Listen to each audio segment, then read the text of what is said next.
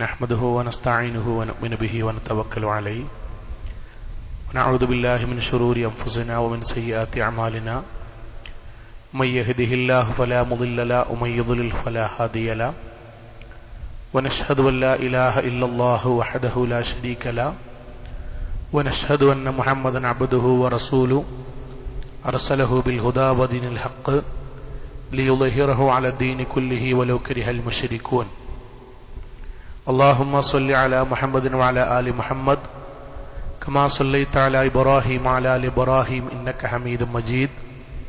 अल्लाहुम्मा बारिक अला मुहम्मदिन व अला आलि मुहम्मद कमा बारकता अला इब्राहीम व अला आलि इब्राहीम इन्नका हमीदुम मजीद। अम्मा बअद फइन्न अस्दक़ल कलामि कलामुल्लाह व खैरल हदी हदी मुहम्मदिन सल्लल्लाहु अलैहि वसल्लम व शर्रल उमूरि मुहदसातुहा व कुल्लु बिदअतिन ज़लाला व कुल्लु ज़लालतिन फिन्नार। अऊज़ु बिल्लाहि मिनश शैतानिर रजीम। बिस्मिल्लाहिर रहमानिर रहीम।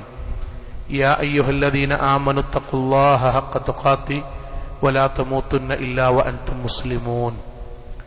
സ്നേഹാദരണീയരായ സത്യവിശ്വാസികളെ, വിശ്വാസിനികളെ, ജീവിതത്തിന്റെ എല്ലാ മേഖലകളിലും റഹ്മാനായ അള്ളാഹുവിന്റെ വിധിവിലക്കുകൾ കഴിവിന്റെ പരമാവധി സൂക്ഷിച്ച് നല്ല ഭക്തരായി ജീവിക്കണം എന്ന് എന്നോടെന്ന പോലെ ഓരോരുത്തരോടും ഉണർത്തുകയാണ്, വസിയത്ത് ചെയ്യുകയാണ്. അള്ളാഹു നമ്മെ എല്ലാവരെയും അനുഗ്രഹിക്കുമാറാകട്ടെ.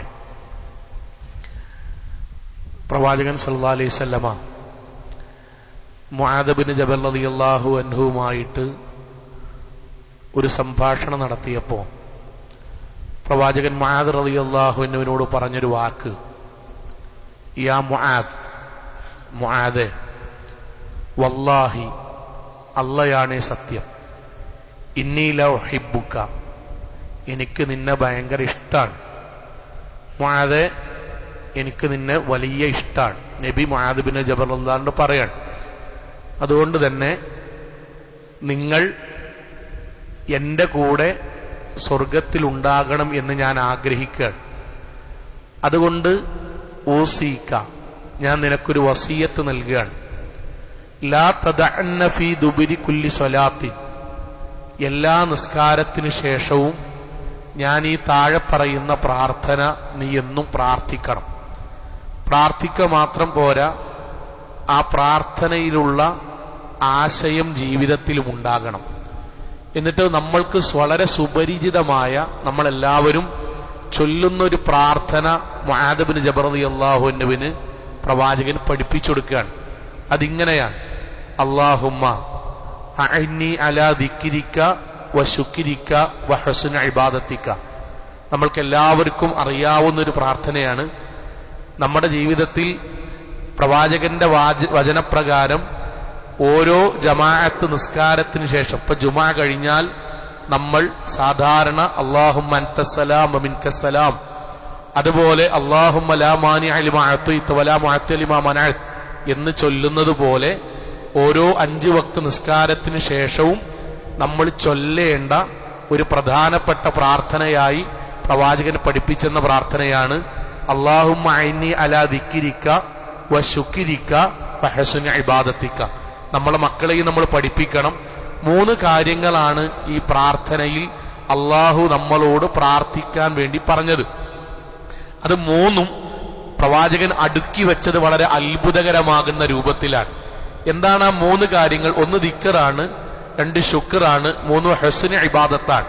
നമ്മുടെ മനസ്സിൽ ആലോചിക്കേണ്ടത്, ബാക്കിൽ നിന്ന് മുന്നോട്ടാണ് യഥാർത്ഥത്തിൽ ഒരു മുസ്ലിമിന്റെ ജീവിതം ഈ പ്രാർത്ഥന പ്രകാരം.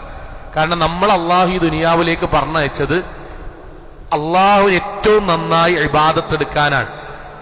എന്തിനാണ് പടച്ചോൻ നമ്മളെ ഈ ദുനിയാവിലേക്ക് പറഞ്ഞയച്ചത് എന്ന ചോദ്യത്തിന്റെ ഉത്തരം ഇബാദത്ത് ഏറ്റവും നന്നായി എടുക്കാനാണ്. അതാണ് ഹുസ്നു ഇബാദത്ത്. ആ ഹുസ്നു ഇബാദത്ത് നമ്മളിൽ നിന്ന് വരണമെങ്കിൽ നമ്മുടെ ജീവിതത്തിൽ ഉണ്ടാകേണ്ടത് അള്ളാഹുവിനെ കുറിച്ചുള്ള നന്ദി ബോധമാണ്. അതാണ് ശുക്ർ. ആ നന്ദി ബോധം നമ്മളിൽ ഉണ്ടാകണമെങ്കിൽ നമ്മുടെ ചിന്തയിൽ വരേണ്ടത് നമ്മൾക്ക് നൽകിയ അനുഗ്രഹങ്ങൾ പടച്ചോൻ തന്നതാണ്, എങ്കിലേ നന്ദി ഉണ്ടാകുള്ളൂ. ആ ചിന്തയുടെ പേരാണ് ദിക്ർ. സഹോദരങ്ങളെ, അല്ലാണ്ട് നമ്മൾ പ്രാർത്ഥിക്കണം എന്ന് പറയാൻ, അല്ലാഹുമ്മ പടച്ചോനെ അഇന്നി, നീ ഞങ്ങളെ നൽകി സഹായിക്കണം, നീ ഞങ്ങൾക്ക് തൗഫീഖ് നൽകണം. എന്തിന്? അൻ ദിക്രിക, നിന്നെ ഓർക്കാൻ, വ ശുക്രിക, എന്നിട്ട് നിന്നോട് നന്ദി കാണിക്കാൻ, വഹ്സുനി ഇബാദത്തിക, ഏറ്റവും നന്നായി നിനക്ക് വേണ്ടി ഇബാദത്ത് ചെയ്യുന്ന ആളുകളാകാൻ ആദ്യമായിട്ടുള്ളത് ദിക്റാണ്. എന്താ ദിക്ർ എന്ന് പറഞ്ഞാൽ അറിയോ? ജീവിതത്തിൽ അള്ളാഹു നമ്മൾക്ക് നൽകിയ അനന്തമായ അനുഗ്രഹങ്ങളിൽ ആസ്വദിച്ച് ജീവിക്കുമ്പം ഈ അനുഗ്രഹങ്ങളെല്ലാം പടച്ചവൻ തന്നതാണ് എന്ന ചിന്ത പടച്ചോനെ നീ ഞങ്ങൾക്ക് നൽകണമേന്നാണ്. പടച്ചോന്റെ അനുഗ്രഹം എല്ലാവരും ആസ്വദിക്കുന്നുണ്ട്. പക്ഷെ ആസ്വദിക്കുമ്പം വളരെ ന്യൂനപക്ഷം വരുന്ന ആൾക്കാർ മാത്രമേ പടച്ചോനാണിത് നൽകിയത് എന്ന ഉത്തമ ബോധ്യത്തിൽ ജീവിക്കണുള്ളൂ. ബാക്കി മഹാഭൂരിപക്ഷം ഹൊഫിലത്തിലാണ്. അവരാലോചിക്കണ പോലുള്ളൂ ഇത് എവിടുന്നാ കിട്ടിയത്. മറ്റു ചില ആൾക്കാരെങ്ങനെ ജീവിക്കണ അറിയോ? ഇതൊക്കെ ഞാൻ നയിച്ചുണ്ടാക്കിയതാണ്. ഇതുവരെ ഞാൻ ഗൾഫ് പോണ വരെ എന്റെ പേരെ പട്ടിണിയേനി, ഞാൻ പോയിന് ശേഷം അതൊക്കെ എങ്ങനെ ഉണ്ടായത്. ബാക്കിയുള്ള ഒരു തറവാട്ടിലും ഇല്ലാത്ത പൈസയും പറമ്പും അധികാരമൊക്കെ ഉണ്ടാകാൻ കാരണം ഞാൻ ഈ തറവാട്ടിൽ ജനിച്ചതുകൊണ്ടാണ്. അതിന്റെ വാപ്പാരും വല്യാപ്പാരും ഉണ്ടാക്കിയതാണ്. എന്റെ കുടുംബത്തിലത്തെ ഒരാള് നാട്ടില് ഗവൺമെന്റ് ഉദ്യോഗസ്ഥത്തിലായതിനു ശേഷമാണ് എന്റെ കുടുംബമൊക്കെ ഇങ്ങനെയായത്. എല്ലാവരും അല്ല, ഒരു വളരെ ന്യൂനപക്ഷമുള്ള ആൾക്കാര് ജീവിതത്തിൽ അനുഗ്രഹത്തെ കാണുന്നത് ഞാനും എന്റെ പെരക്കാരൊക്കെ നയിച്ചുണ്ടാക്കിയതാണ്. അതിൽ ഏതെങ്കിലും ചെറിയൊരു പങ്ക് വേണമെങ്കിൽ പടച്ചോന് കൊടുക്കും. പടച്ചോനെ അങ്ങനത്തെ ആൾക്കാരിൽ നീ ഞങ്ങളെ പെടുത്തല്ലേ. ഗഫലത്ത് പോണ ആൾക്കാരും അശ്രദ്ധമായി പോണ ആൾക്കാരിലും പടച്ചോനെ നീ ഞങ്ങളെ പെടുത്തല്ലേ. ഞങ്ങളുടെ ജീവിതത്തിലെ ഓരോ സന്ദർഭത്തിലും നീയാണ് ഞങ്ങൾക്ക് അനുഗ്രഹങ്ങൾ നൽകിയത് എന്ന ബോധ്യത്തിൽ ജീവിക്കുന്ന, അതിനെക്കുറിച്ച് ആലോചിക്കുന്ന ആൾക്കാരെ കൂട്ടത്തിൽ നാഥ നീ ഞങ്ങളെ ഉൾപ്പെടുത്തേണമേന്നാണ്. ലാ യസാലു ലിസാനക റത്ബൻ മിൻ ദിക്രില്ലാ, മരിക്കണത് വരെ നീ തന്നതാണ് അനുഗ്രഹങ്ങൾ എന്ന ഓർമ്മയിൽ ജീവിക്കുന്നവരുടെ കൂട്ടത്തിൽ നീ ഞങ്ങളെ ഉൾപ്പെടുത്തണം. സഹോദരങ്ങൾ, നിങ്ങൾ ആലോചിച്ച് നോക്കൂ. അപ്പൊ നമ്മൾ പള്ളിയിലേക്ക് വന്നു, നമ്മൾ രാവിലെ ഭക്ഷണം കഴിച്ചിട്ടാ വന്ന്, ഇനി നമ്മൾ ഇതിന് ശേഷവും നമ്മൾ പോയി ഭക്ഷണം കഴിക്കും. നമ്മൾ കുടുംബത്തിൽ ഒന്നിച്ച് നമ്മൾ ഭക്ഷണം കഴിക്കുന്നു, അല്ലെങ്കിൽ പുറത്തു പോയി കഴിക്കുന്നു, അല്ലെങ്കിൽ ഓർഡർ ചെയ്ത് വീട്ടിലേക്ക് വരുത്തി കഴിക്കുന്നു. അൽഹംദുലില്ലാ, നല്ല കാര്യമാണ്. പക്ഷെ ആ കഴിക്കുന്നതിനിടയിൽ എപ്പോഴെങ്കിലും മാസത്തിൽ ഒരിക്കലെങ്കിലും, ആഴ്ചയിൽ ഒരിക്കലെങ്കിലും നമ്മുടെ മനസ്സിൽ വരണം, പടച്ചോനെ അള്ളാഹു പൈസ തന്നതുകൊണ്ടാണല്ലോ ഈ ഭക്ഷണമൊക്കെ വാങ്ങിക്കൊടുക്കാൻ കഴിയുന്നത്. നമ്മളെ മക്കൾ അൽഫാം എന്ന് പറയുമ്പം, ബ്രോസ്റ്റ് എന്ന് പറയുമ്പം, ഓർഡർ ചെയ്തൂടെ വാപ്പ എന്ന് പറയുമ്പം കയ്യിൽ പൈസ ഉണ്ടായതുകൊണ്ടാണല്ലോ, അള്ളത് തന്നതുകൊണ്ടാണല്ലോ. ഗൾഫ് നാട്ടില് ചെറിയൊരു യുദ്ധം തുടങ്ങി, നാട്ടിൽ ഗ്യാസിൽ പ്രയാസം വന്നപ്പം ഹോട്ടലുകൾ പൂട്ടാൻ തുടങ്ങി, വരുമാനം കുറയാൻ തുടങ്ങി, ചില വീട്ടിൽ ഭക്ഷണം ക്രമീകരിക്കാൻ തുടങ്ങി. ചൂടും കൂടി വന്നതോടുകൂടി കിണറിലെ വെള്ളം വറ്റാൻ തുടങ്ങി. നമ്മുടെ മനസ്സിൽ ആദ്യം വരാൻ തുടങ്ങി, പടച്ചോനെ എന്നാലും എന്റെ വീട്ടിൽ പട്ടിണില്ലല്ലോ, നാഥ നീ തന്ന പൈസയാണല്ലോ.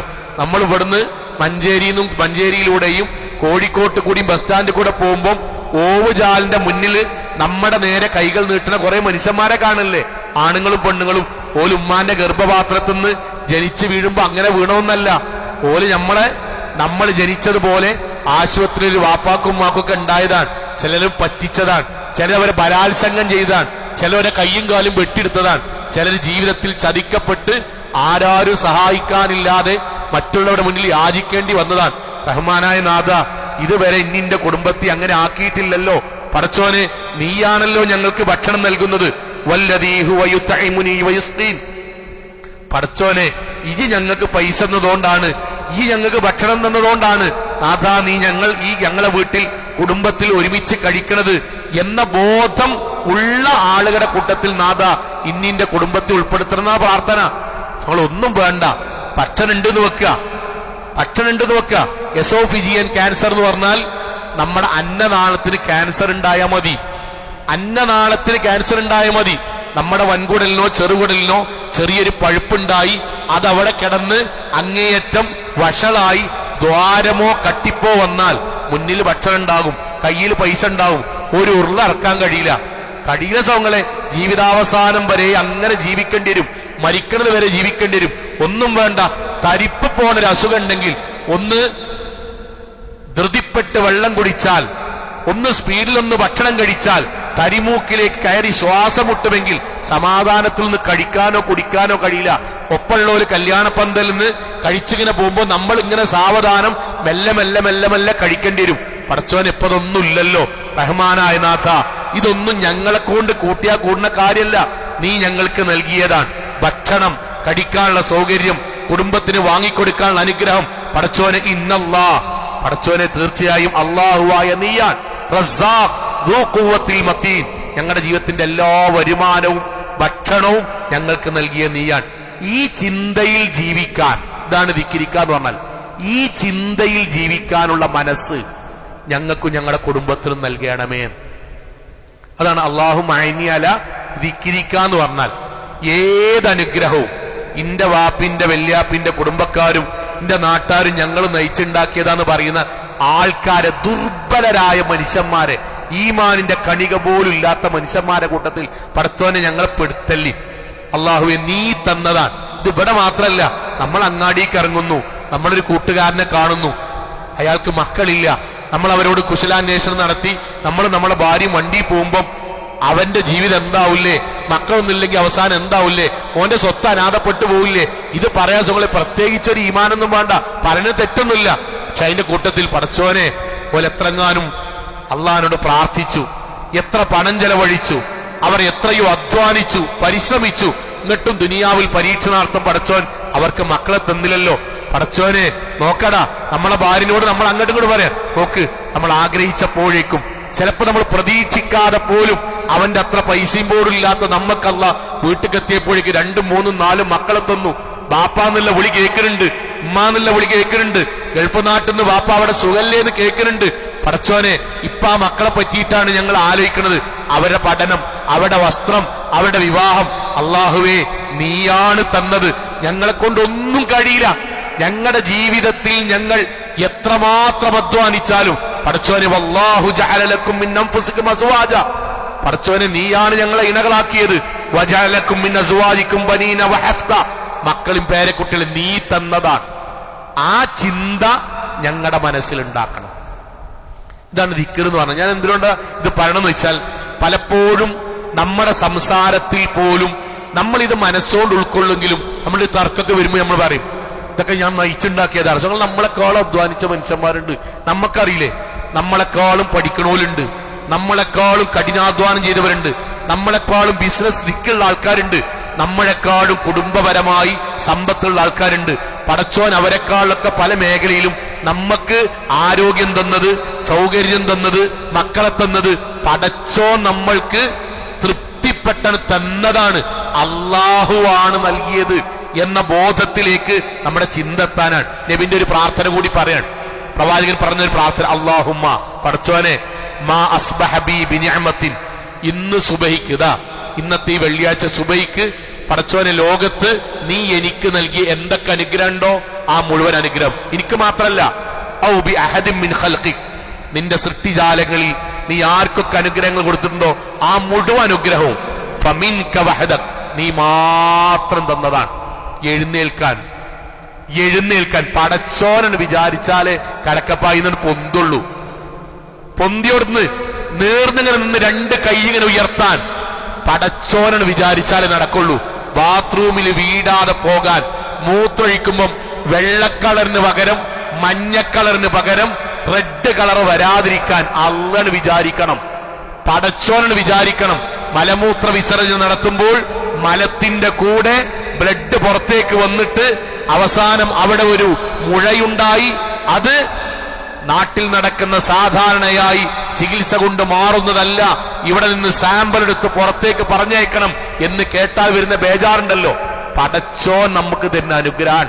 നബിന്റെ പ്രാർത്ഥന, പടച്ചോനെ എനിക്കറിയാം ഞാൻ ഇന്ന് ഈ ദുനിയാവിൽ അനുഭവിക്കുന്നത് മുഴുവൻ അങ്ങനെയാണ്. സഹോദരങ്ങളെ, നമ്മൾ ആശുപത്രിയിൽ നിന്ന് 10 ദിവസം കിടന്നിട്ട് പുറത്തേക്കിന് വന്ന് 10 ദിവസത്തെ പൈസ അവിടെ കൊടുത്ത് ഡിക്കിയിൽ സാധനങ്ങളൊക്കെ വെച്ച് പേഷ്യന്റിന്റെ കയ്യിൽ സ്ട്രിപ്പിട്ടതിന്റെ അടയാളൊക്കെ ആയിട്ട് നമ്മളിങ്ങനെ വണ്ടിയിൽ ഇങ്ങനെ പോരുമ്പം 10 ദിവസം ആശുപത്രിയിലായില്ലേ എന്താണില്ലേ എന്ന് പറയുമ്പോൾ നിങ്ങൾ വെറുതെ ഒന്ന് മുൾക്ക് നോക്കിയാൽ മതി. 5 നില ആശുപത്രിയിൽ ഏതെങ്കിലും ഒരു കമ്പിമ്മ പിടിച്ചിട്ടുണ്ടാവും, ഉമ്മാരിങ്ങനെ നോക്കണ്. അവർ 2.5 മാസമായിട്ട് ആ ഹോസ്പിറ്റലിലുണ്ട്, ഐസിയിൽ കിടക്കുന്ന ഭർത്താവിന്റെ കൂടിയാണ്. ഡോക്ടർ പറഞ്ഞിട്ടുണ്ടാവും മാറിയിട്ട് പോയാ മതി. പടച്ചോനെ 10 ദിവസം കൊണ്ട് നീ എന്നെ നാട്ടിൽ അയച്ചല്ലോ, പടച്ചോനെ ഞങ്ങളെക്കാളും പൈസല്ലോലും ഞങ്ങളെക്കാളും ആരോഗ്യല്ലോലും, പടച്ചോനെ 2-3 കൊല്ലായിട്ട് ഈ ആശുപത്രിയിൽ തന്നെ പെരുന്നാളും റമദാനും ജീവിതത്തിന്റെ മുഴുവൻ കാലങ്ങൾ കഴിച്ചു കൂട്ടുണ്ടല്ലോ. നാഥ നീയാണ് ഞങ്ങൾക്ക് ഇത് മുഴുവൻ നൽകിയത്. ഈ ചിന്തയിലേക്ക് പടച്ചോനെ നീ ഞങ്ങളുടെ മനസ്സിനെത്തിക്കണം. അങ്ങനെ എത്തിച്ചാൽ വശുക്കിരിക്ക, പിന്നെ നന്ദി കാണിക്കാൻ നമ്മൾ തുടങ്ങും. ശുക്ർ എന്ന് പറഞ്ഞ നമ്മളെ ശരിക്കും എന്താ അറിയും, ഇതൊക്കെ അള്ളയാണ് നൽകിയത് എന്ന് ബോധ്യപ്പെടുന്ന ഒരാളുടെ മനസ്സിൽ നിന്ന് വരുന്ന സൽക്കർമ്മത്തിന്റെ പേരാണ് ശുക്ർ എന്ന് പറഞ്ഞാൽ, നന്ദി എന്ന് പറഞ്ഞാൽ. ഇപ്പൊ നമ്മൾ സാധാരണ ആൾക്കാർ പറയില്ലേ, എനിക്ക് അയാളോട് കമ്മിറ്റ്മെന്റ് ഉണ്ട്, എനിക്ക് പറഞ്ഞാൽ മനസ്സിലാവില്ല, എനിക്ക് അയാളോട് ചില കടപ്പാടുണ്ട്. അതെന്താ? ചിലപ്പോൾ നമ്മൾ വീടുണ്ടാക്കാൻ നേരത്തെ അയാൾ പൈസ ഒന്ന് സഹായിച്ചിട്ടുണ്ടാവും, നമ്മൾ രോഗിയായി കിടക്കുന്ന സമയത്ത് നമുക്ക് ബ്ലഡ് ഒന്ന് സഹായിച്ചിട്ടുണ്ടാവും, നമ്മളെ വാപ്പ മരിച്ച സമയത്ത് കാര്യങ്ങൾ ചെയ്യാൻ കൂടെ ഉണ്ടാവും, അല്ലെങ്കിൽ നമ്മൾ ബുദ്ധിമുട്ടുന്ന സമയത്ത് ഒന്നും വേണ്ട, അങ്ങാടിയിൽ നമ്മളിങ്ങനെ നിൽക്കുമ്പോൾ വെയിലത്ത് നിൽക്കുമ്പോൾ വണ്ടിയിൽ വന്നിട്ട് ഞാൻ കൊണ്ടാക്കി തരാന്ന് പറഞ്ഞിട്ടുണ്ടാവും. അതുപോലും നമ്മുടെ മനസ്സിൽ മരിക്കും വരെ മറക്കൂല. നല്ലതാണ്, അങ്ങനെ തന്നെ വേണ്ടിയത്. എങ്കിൽ നിങ്ങൾ ആലോചിച്ച് നോക്കി, ലോകത്ത് ജനിക്കാൻ അവസരം തന്ന പടച്ചോൻ, ആ ജനിച്ചവരിൽ മനുഷ്യനാക്കി ജനിപ്പിച്ച പടച്ചോനേക്കാൾ, ആ മനുഷ്യരിൽ സ്വർഗത്തിന് അവകാശിയായ മുസ്ലിമാക്കി പടച്ച പടച്ചോനേക്കാൾ, അതിൽ ഹിദായത്തിന്റെ വഴി കാണിച്ചു തന്ന മുസ്ലിമീങ്ങൾ തൗഹീദുള്ളവരായി പടച്ച പടച്ചോനേക്കാളും വലിയ കമ്മിറ്റ്മെന്റും നമ്മുടെ ജീവിതത്തിൽ കടപ്പാടും വേറെ ആരോടാ സമയമുള്ളത്? ആ കടപ്പാട് നിർവഹിക്കുന്നതിന്റെ പേരാണ് ശുക്ർ എന്ന് പറഞ്ഞാൽ. നന്ദി കാണിക്കാൻ അത് ബോധപൂർവ്വം ഉണ്ടാണ്ട കാര്യമാണ്. അതൊരു വയതിലൂടെ മാത്രം ഉണ്ടാണ്ടല്ല. എന്റെ മനസ്സിന്ന് എനിക്കിതെല്ലാം നൽകിയ പടച്ചോനോടാണ് എനിക്ക് ഏറ്റവും വലിയ കമ്മിറ്റ്മെന്റ്, ഏറ്റവും വലിയ കടപ്പാട്. പടച്ചോനോട് ഞാൻ നന്ദികേട് കാണിക്കാൻ പാടില്ല എന്നത് എന്റെ ഹൃദയത്തിൽ നിന്ന് വേണ്ടതാണ്. അതുകൊണ്ടല്ലേ റസൂൽ സല്ലല്ലാഹു അലൈഹി വസല്ലം കാലിൽ നീര് വരുവോളം നിസ്കരിച്ചപ്പം സ്വാഭാവികമായിട്ട് ആയിഷ റളിയല്ലാഹു അൻഹ ചോദിച്ചു, നബിയെ ഇതിന് മാത്രമൊക്കെ എന്തിനാ നിസ്കരിക്കുന്നത്? നബിന്റെ വാക്കെന്താണ്? ഞാൻ അവസാനത്തെ പ്രവാചകനായതുകൊണ്ട് അല്ല. അഫല അക്കൂന അബ്ദൻ ശക്കൂറ. ആയിഷ, അള്ളൈ ഇന്ന മുസ്ലിമാക്കിയില്ലേ, നബിയാക്കിയില്ലേ, അന്തിമ പ്രവാചകനാക്കിയില്ലേ, നമ്മൾ എണ്ണണം കേട്ടോ, അന്തിമ പ്രവാചകനാക്കിയില്ലേ, എനിക്കിതൊക്കെ അള്ള തന്നില്ലേ, ഞാൻ മിനിമം നന്ദിയുള്ള ഒരു അടിമയാകണ്ടേ? നിങ്ങൾ ആലോചിച്ചു, നബിക്ക് കൊടുക്കാത്തത് നമുക്ക് കിട്ടിയത് വരാട്ടോ. ഒരു പാപ്പാനും നബി കണ്ണോണ്ട് നേർക്കുനേരെ കണ്ടിട്ടില്ല. നമ്മുടെ സ്വന്തം പാപ്പാനെ കണ്ണോണ്ട് നേർക്കുനേരെ കണ്ടിട്ടില്ല. ഉമ്മാന്റെ കൂടെ അധിക കാലം ജീവിക്കാൻ കഴിഞ്ഞിട്ടില്ല. പട്ടിണിയും പ്രാരാധവും കട്ടപ്പാടും ഏറും കഴുത്തിലൂടെയുള്ള കുടൽമാലയും 2 മാസം 3 മാസം അവനവന്റെ വീട്ടിൽ പട്ടിണി കിടന്ന് അടുപ്പിൽ നിന്ന് പുക പോലും പോകാത്ത അവസ്ഥയുണ്ടാവുകയും ആൺകുട്ടികൾ മരിക്കുകയും സ്വന്തം ഗർഭിണിയായ പെൺകുട്ടിയെ വരെ താഴേക്കിട്ട് കൊല്ലുകയും അവനവന്റെ കുടുംബത്തിലെ ബന്ധുമിത്രാദികളെ കണ്ണും മൂക്കും നാവും കഷ്ണിച്ച് മാലയാക്കി നൃത്തം ചെയ്യുന്നത് കാണുകയും ജനിച്ച നാട്ടിൽ നിന്ന് പുറത്തേക്ക് പറഞ്ഞയക്കുകയും അവിടെ നിന്ന് മാറ്റി പറഞ്ഞയക്കുകയും ഇതൊക്കെ ചെയ്ത നബി ചോദിക്കണ വാക്കാണ്. എന്നാലും അള്ളാഹു എനിക്ക് ഹിദായത്ത് തന്നില്ലേ? നമ്മൾ നമ്മളോട് ചോദിക്കേണ്ട കാര്യമാണ്. ഇപ്പൊ ഈ നിൽക്കുമ്പല്ലേ, നമ്മൾ ഇങ്ങനെ നിൽക്കുമ്പം ഇതേപോലെ ഒരു പള്ളിയിൽ AC ഇട്ട് കൂടാൻ കഴിയാത്ത എത്ര മനുഷ്യന്മാർ കേരളത്തിലുണ്ടില്ലേ? കേരളത്തിലില്ലേ? 2 ജനലും വാതിലൊക്കെ തുറന്നിട്ട് ഇങ്ങനെ വീശിയിട്ട് പടച്ചോൻ നമുക്ക് തന്നത് എന്താണ്? നമുക്ക് പടച്ചോൻ തന്നത് എന്താണ്? നമ്മൾ എന്നും പറയുന്നത് പോലെ നമ്മളിവിടെ കൂടുമ്പം ഗസയിലെ ആളുകളും കുട്ടികളും അവനവന്റെ തകർന്ന വീടിന്റെ മുകളിലെ സ്ലാബിൽ അവർ മുസല്ല വിരിച്ച് നിസ്കരിക്കാൻ. അല്ലാഹുമ്മ പടച്ചോനെ ഐനി നീ ഞങ്ങളെ സഹായിക്കണം, അലാദിക്കിരിക്ക ഈ നിഅമത്ത് മുഴുവൻ തന്നത് നിന്റെ ഔദാര്യമാണ് പടച്ചോനെ എന്ന് മനസ്സിലാക്കുകയും വശുക്കിരിക്ക അതിന് നന്ദി കാണിക്കുക, നന്ദി ബോധപൂർവം കാണിക്കണം. നമ്മൾ നേരത്തെ ഭക്ഷണം പറഞ്ഞില്ലേ, നിങ്ങൾ എന്താ ഭക്ഷണത്തിന് നന്ദി കാണിക്കുക എന്നാൽ ഭക്ഷണത്തിന് മുന്നിൽ നിന്നിട്ട് ഇതൊക്കെ അള്ള തന്നതാന്ന് പറയാ. ഇത് മാത്രം അല്ല സഹോദരങ്ങളെ, അല്ല. ഭക്ഷണം കഴിക്കുമ്പോൾ നമ്മൾ ബിസ്മി ചൊല്ലി അത് ബോധപൂർവ്വം ഉണ്ടാക്കണം. അതാണ് നന്ദി എന്ന് പറഞ്ഞാൽ. അത് മറന്നാലോ ബിസ്മില്ലാഹി അവ്വലുഹു ആഖിറുഹു ചൊല്ലണം, മക്കളെ പഠിപ്പിക്കണം. അതാണ് നന്ദി എന്ന് പറഞ്ഞാൽ. അൽഹംദുലില്ലാഹ് എന്ന് പറയണം കഴിച്ചു കഴിഞ്ഞാൽ. അതാണ് നന്ദി എന്ന് പറഞ്ഞാൽ. വലത്തെ കൈ കൊണ്ട് കഴിക്കണം, വലത്തെ കൈ കൊണ്ട് കുടിക്കണം. അതാണ് നന്ദി എന്ന് പറഞ്ഞാൽ. വേറൊന്നല്ല നന്ദി. നിങ്ങൾ ആലോചിക്കൂ, അള്ളാഹു നമ്മളോട് ഭക്ഷണം കഴിച്ച ഉടനെ, ഭക്ഷണം എന്നത് ഞാനാണല്ലോ, എപ്പോഴൊക്കെ ഭക്ഷണം കഴിക്കണ്ടോ അതിന് ശേഷമൊക്കെ നിങ്ങൾ ഓരോ സുന്നത്ത് നിസ്കരിക്കണം, സുന്നത്ത് നമസ്കാരം നിർവഹിക്കണം നമ്മൾ പറഞ്ഞിക്കണോ? ഇല്ലല്ലോ. നിങ്ങൾ 3 നേരം ഒരു ദിവസം ഭക്ഷണം കഴിച്ചാൽ പിറ്റേ ദിവസം സുന്നത്തിൽ നോമ്പ് നിങ്ങൾ എടുക്കണം എന്ന് നബി അള്ളാഹു നമ്മളോട് പറഞ്ഞിട്ടുണ്ടോ? ഇല്ലല്ലോ. ആകെന്താ പറഞ്ഞ്? നിങ്ങൾ ബിസ്മി ചൊല്ലണം, അടുത്തുനിന്ന് കഴിക്കണം, വലത്തെ കൈ കൊണ്ട് കഴിക്കണം, വലത്തെ കൈ കൊണ്ട് കുടിക്കണം, അവസാനം അൽഹംദുലില്ലാഹ് എന്ന് പറയണം. ചില നിയമങ്ങൾ അത് ചെയ്യാതിരുന്നാൽ അതിന്റെ പേരെന്താ? അതാണ് നന്ദികേട്. അത് ഉണ്ടാക്കരുതേ അതാണ് നമ്മൾ പ്രാർത്ഥിക്കുന്നത്. പ്രാർത്ഥിച്ചാൽ പിന്നെ എന്താ ചെയ്യണം നമ്മളെ? നമ്മളും നമ്മുടെ കുടുംബവും അതുപോലെ ആകാൻ ശ്രമിക്കണം.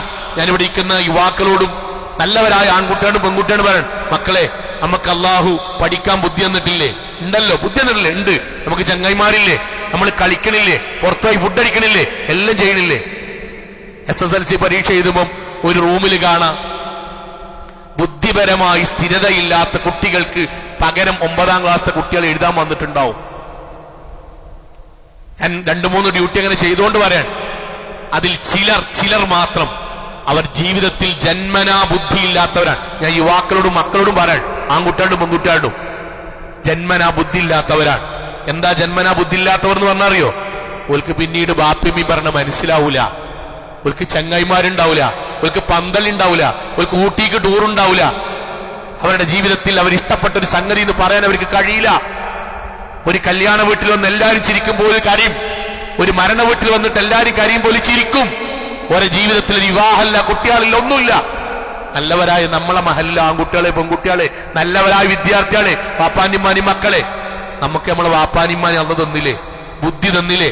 ഒരു TV എന്താന്ന് അറിയില്ലേ? IPL കണ്ടത് എന്താ മനസ്സിലാക്കാനുള്ള ബുദ്ധി തന്നില്ലേ? പുസ്തകം വായിച്ചാൽ തിരിയുന്നൊരു അവസ്ഥ തന്നില്ലേ? ഇത് ചൂടാന്ന് മനസ്സിലാവൂലേ? ഒരു മരണ വീട്ടിൽ പോയാൽ ഇവിടെ എന്താ ചെയ്യേണ്ടതെന്ന് അറിയില്ലേ? ഇതിന്റെ പേരാ കൂട്ടരെ അള്ളാഹു തന്ന നിഅമത്ത് അഖിൽ ബുദ്ധി.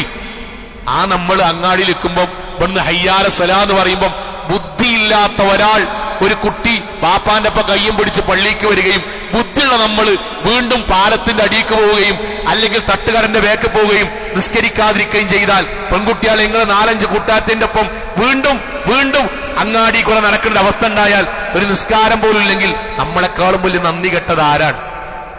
ഇത് നമ്മൾ അള്ളാഹിനോട്, പടച്ചോനോട് നമ്മൾ തിരിച്ചു പറയേണ്ട കാര്യമാണ്. നമ്മൾ അള്ളാഹിനോട് തേടുകയാണ്, അള്ളാഹുവിനോട് നമ്മൾ തേടുകയാണ്. അള്ളാഹുവേ, നിനക്ക് നന്ദി കാണിക്കുന്ന ഒരു മനസ്സ് നൽകണമേ. നിനക്ക് നന്ദി കാണിക്കുന്ന മനസ്സ്. രണ്ടും ചേർത്തിട്ടാണ് നബി ഖുർആന്റെ ആയത്ത്, വദ്കുറൂനി, നിങ്ങൾ അള്ളാഹുവിനെ എന്നെ ഓർത്താൽ ഫദ്കുറുക്കും, ഞാൻ നിങ്ങളെ ഓർക്ക. ദിക്ർ വന്നു. രണ്ടെന്താ അറിയോ? കൂടെ വഷ്കുറൂലി വലാ തക്ഫുറൂൻ, നിങ്ങൾ ആ അള്ളാഹിനെ ഓർക്കുമ്പം നന്ദി കാണിക്കുകയും ചെയ്താൽ. എൻ്റെ ഒരു സുഹൃത്തുണ്ട്, അദ്ദേഹത്തിന്റെ മകന് മലദ്വാരം ഇല്ല, മലദ്വാരല്ല, മറിച്ച് അരയുടെ ഭാഗത്ത് ഹോളിട്ടിട്ട് അതിലൂടെയാണ് മലമൂത്ര വിസർജനം നടത്തുന്നത്. മലദ്വാരത്തിന്റെ ഭാഗത്ത് ഹോളില്ല. നിങ്ങൾ ആലോചിച്ച് നോക്കി, നമ്മുടെ ജീവിതത്തിൽ എന്തെങ്കിലും ഒരു അവസ്ഥ അങ്ങനെ വന്നാൽ, എന്നെങ്കിലും ജീവിതത്തിൽ മരിക്കണത് വരെ മലവും മൂത്രവും പോകുന്നത് സഞ്ചിയിലേക്കാണ്. നമുക്കൊരു പ്രായത്തിയിട്ട് നമ്മുടെ മലമൂത്ര വിസർജനം ഏതെങ്കിലും ഒരു പ്ലാസ്റ്റിക് സഞ്ചിയിലേക്കായാൽ പുറത്താകാതെക്കാൻ എന്തെങ്കിലും മാർഗമുണ്ടോ? ഒരു മാസത്തിന് ഡോക്ടർമാർ ചോദിക്കുന്ന ആൾക്കാരാണ് നമ്മള്. ഇതൊക്കെ പടച്ചോ നമുക്ക് തരുമ്പം നമ്മുടെ നിസ്കാരം, നമ്മുടെ ഇബാദത്ത്, നമ്മുടെ കാഴ്ച, നമ്മുടെ വേഷവിധാനം, നമ്മുടെ മുന്നിലേക്ക് സാധുക്കളായ മനുഷ്യന്മാർ വരുമ്പം ഇതൊക്കെ എന്റെ മകൻ ഗൾഫിൽ നിന്ന് കൊടുത്തയച്ചതാണ്, ഇതൊക്കെ എന്റെ 2 കുട്ടികൾ അധ്വാനിച്ചുണ്ടാക്കിയതാണ്, നാട്ടിൽ ഗൾഫ് നാടുകളിൽ യുദ്ധം ഉണ്ടായപ്പോഴും എന്റെ കുട്ടിന്റെ ജോലിനെ ബാധിച്ചിട്ടില്ല എന്നൊക്കെ നമ്മൾ സന്തോഷം പറയുമ്പോഴും, പാവപ്പെട്ട ഏതെങ്കിലും മനുഷ്യൻ വരുമ്പം വേണ്ട വരണ്ട, അങ്ങാടിയിൽ പടച്ചോനെ, ഇന്റെ കൂട്ടുകാരന്റെ കൂടെ, ഇന്റെ മക്കളെ കൂടെ ഗൾഫിൽ ജോലി ചെയ്യുന്ന പലർക്കും ജോലി പൊയ്ക്കണ് പോലെ വീട്ടില്, ഈ വീട് ഏതായാലും പൊയ്ക്കാൻ പറ്റൂലല്ലോ, ആ വീട്ടിൽ ഇപ്പൊ ഈ 2 മാസമായിട്ട് ഫുഡ് ഉണ്ടാകൂല, അല്ലെങ്കിൽ കഷ്ടപ്പാടിലേക്കാരം, എനിക്ക് പടച്ചോൻ പൈസ നിൽക്കണല്ലോ, എന്തെങ്കിലും ഒന്ന് കൊണ്ടുപോയിട്ട് അങ്ങോട്ട് കൊടുക്കുകയോ ഭക്ഷണമായി കൊടുക്കുകയോ ചെയ്യാൻ നമ്മൾ ചിന്തിക്കണില്ലേ? ആ ചിന്തിക്കണിന്റെ പേരാ ശുക്ർ. ചിന്തിച്ചില്ലെങ്കിൽ എന്റെ പേരെന്താ അറിയോ? കുഫർ എന്നാണ്, നന്ദികേട് എന്നാണ്. അതുണ്ടാകരുത്. ആ പ്രാർത്ഥന ഒന്നുകൂടി പറയാൻ, അല്ലാഹുമ്മ, അല്ലാഹുവേ, അഇന്നി, നാഥ, നീ ഞങ്ങളെ സഹായിക്കണം, നീ ഞങ്ങൾക്ക് അനുഗ്രഹം ചൊരിയണം, ഞങ്ങളെ കൊണ്ട് തോന്നിപ്പിക്കണം. അലാ ദിക്രിക, ഏത് നന്മയും നീ തന്നതാണ്, ഞങ്ങൾ അധ്വാനം കൊണ്ടല്ല. വഅലാ ദിക്രിക വശുക്രിക, ആ കിട്ടിയ അനുഗ്രഹത്തിന് ആരാധനയിലൂടെ, നിനക്ക് വേണ്ടി നീ പറഞ്ഞ നിയമങ്ങൾ പാലിക്കുന്നതിലൂടെ നന്ദി ചെയ്യാൻ കഴിയുന്ന നല്ല ഈമാനും നല്ല തഖ്വയും നല്ല മനസ്സും നാഥ നീ ഞങ്ങൾക്ക് നൽകണമേ. അല്ലാഹു അനുഗ്രഹിക്കുമാറാകട്ടെ.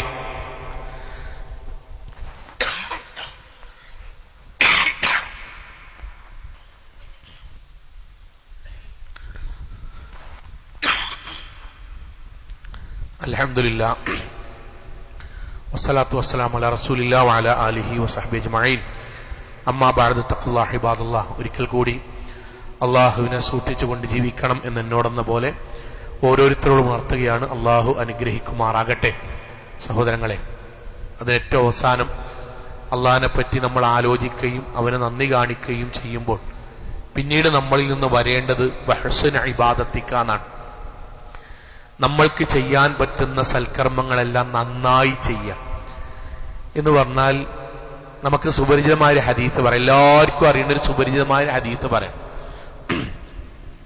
ഇതാ മാത്തൽ ഇൻസാൻ, ഒരാൾ മരിച്ചാൽ, ഇപ്പൊ നമ്മൾ ഒരാൾ മരിച്ചാൽ എന്ന് പറഞ്ഞാൽ ബാപ്പാനും ഇമ്മാനും ഒന്നല്ല ആലയിക്കേണ്ടി, നമ്മളെയാണ് ആലയിക്കേണ്ടി. നമ്മൾ മരിച്ചാൽ, എപ്പ മരിച്ചാൽ? ഇപ്പൊ മരിച്ചാൽ. അങ്ങനെ ആലയിക്കണവർക്ക് ദീൻ ഉണ്ടാവുള്ളൂ, ഈമാൻ ഉണ്ടാവുള്ളൂ, മാറ്റം ഉണ്ടാവുള്ളൂ. നമ്മൾ മരിച്ചാൽ അറിയുമ്പോൾ തന്നെ 65-ാം വയസ്സിൽ നമ്മൾ മരിക്കുന്നതിനെ പറ്റി ആലോചിക്കണവന് ഒരു ഈമാനും ഉണ്ടാവില്ല. നമ്മൾ മരിച്ചാൽ, ഇപ്പോൾ മരിച്ചാൽ, ഇന്ന് മരിച്ചാൽ, ഈ ആഴ്ച മരിച്ചാൽ, ഇൻഖതഅമലുഹു, നമ്മുടെ സ്വർഗത്തിന് വേണ്ടി ചെയ്യാനുള്ള, നരകമോചനത്തിന് വേണ്ടി ചെയ്യാനുള്ള എല്ലാ അവസരവും തീർന്നു. ശ്വാസം പോയാൽ തീർന്നു. എന്നിട്ട് പ്രവാചകൻ സല്ലല്ലാഹു അലൈഹി വസല്ലമ പറഞ്ഞു, അതിന്റെ ബാക്കി എന്നോണം പറഞ്ഞു. അങ്ങനെ നമ്മളെ ഖബറിലേക്ക് കൊണ്ടുപോകുമ്പം, മയ്യത്ത് കൊണ്ടുപോകുമ്പം 3 ആളുകൾ കൂടെ പോരും. നമുക്ക് സുപരിചിതമായ ഹദീത്താണ്. മയ്യത്തിനെ പിൻപറ്റുന്നത് 3 ആൾക്കാരായിരിക്കും. ഒന്ന് അഹ്ലുഹു, നമ്മളെ കുടുംബക്കാരായിരിക്കും. ഞാനാണെങ്കിൽ എന്റെ വാപ്പ ഉണ്ടാവും, വാപ്പ മരിച്ചില്ലെങ്കിൽ വാപ്പ ഉണ്ടാവും, ഉമ്മ ഉണ്ടാവും, എന്റെ കുടുംബക്കാരുണ്ടാവും, എന്റെ 3 മക്കളുണ്ടാവും, ഏട്ടനഞ്ചന്മാരൊക്കെ ഉണ്ട്, നമ്മളെ കുടുംബക്കാരൊക്കെ ഉണ്ടാവും. 2 വമാലുഹു, നമ്മളെ പൈസ ഉണ്ടാവും, എന്ന് പറഞ്ഞാൽ നമ്മളെ സമ്പത്തൊക്കെ അവിടെ ബാക്കി ഉണ്ടാവും, എല്ലാരും ഉണ്ടാവും. 3 അമലുഹു, നമ്മൾ ചെയ്ത സൽക്കർമ്മം ഉണ്ടാവും, ദുഷ്കർമ്മം ഉണ്ടാവും, രണ്ടും ഉണ്ടാവും. സൽക്കർമ്മവും ദുഷ്കർമ്മവും നമ്മുടെ കൂടെ ഉണ്ടാവും. എന്നിട്ട് പ്രവാചകൻ സല്ലല്ലാഹു അലൈഹി വസല്ലം എന്താ പറഞ്ഞത്? അഹ്ല്, കുടുംബക്കാരും പൈസയും മണ്ണിലേക്ക് ഇറക്കി വെച്ചതിന് ശേഷം തിരിച്ചണ് പോവും. പിന്നെ അനന്തര സ്വത്ത് ഓര്യക്കലായി, വീട് ഓര്യക്കലായി, ബാക്കിയുള്ളൊക്കെ തീരുമാനമാവും. കുടുംബക്കാര്, സഹോദരിമാർ, നമ്മൾ മരിച്ചു കഴിഞ്ഞാൽ, യുദ്ധ കാലഘട്ടം കഴിഞ്ഞാൽ അന്വേഷണങ്ങൾ തുടങ്ങും. മക്കളെ അങ്ങോട്ട് കൊണ്ടൊക്കെ തീരുമാനമാവും. ഇനി നമ്മളെ കൂടെ ഉള്ളത് നമ്മൾ ചെയ്ത അമലുകൾ മാത്രമായിരിക്കും. നമ്മൾ എന്താ തീരുമാനിക്കേണ്ട സംഘങ്ങളെ? നമ്മൾ ഒറ്റക്ക് കിടക്കുമ്പം നമ്മുടെ കൂടെ ഉണ്ടാകാൻ, ആരും തിരിഞ്ഞോക്കാതെക്കുമ്പം നമ്മളെ കുറച്ചെങ്കിലും ഒന്ന് തിരിഞ്ഞോക്കാൻ, തിരക്കില്ലാതെ കിടക്കുമ്പം തിരക്കുള്ള ഈ ജീവിതത്തിൽ കുറച്ച് സമയമെങ്കിലും ഒന്ന് മാറ്റി